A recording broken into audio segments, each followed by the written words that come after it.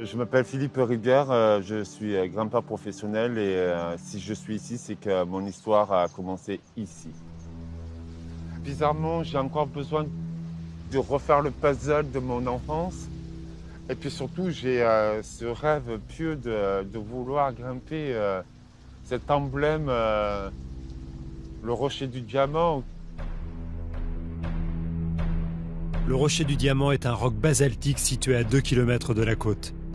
C'est le vestige d'une forte activité volcanique qui a disloqué et recomposé la région il y a près d'1 million d'années. Son histoire est riche et compliquée, à l'image de celui qui, durant ses premières années, ne s'appelait pas encore Philippe.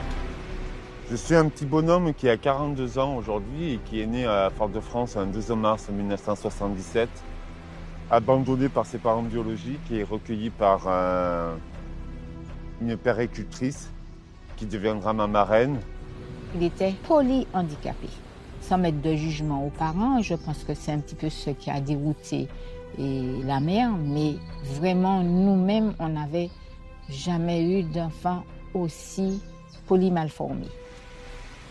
Le syndrome Rubinstein-Thiewy, c'est un syndrome méconnu, en tout cas à l'époque de ma naissance en 1977. On va dire que c'est un syndrome qui s'apparente un petit peu à la trisomie et surtout une polymalformation qui est mon cas de mes membres inférieurs et supérieurs. J'avais ce qu'on appelle le syndrome du nanisme aussi. Donc du coup, tous ces éléments ont perturbé les médecins qui ont diagnostiqué cette maladie qui n'est resté qu'un diagnostic. Mon handicap est plutôt un accident de la vie où ma mère aurait pris des médicaments contre le stress et qui s'appelle le métésol. Ça a créé des polymalformations et c'est tout ce qu'on peut savoir aujourd'hui.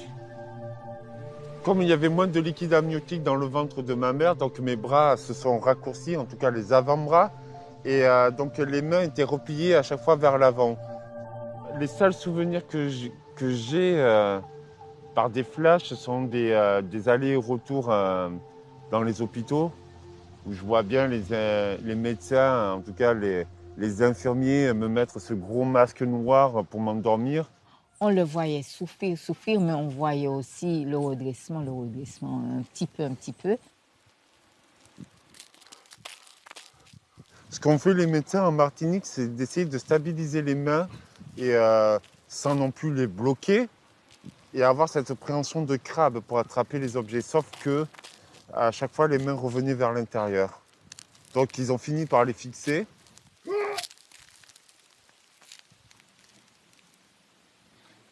Mais non!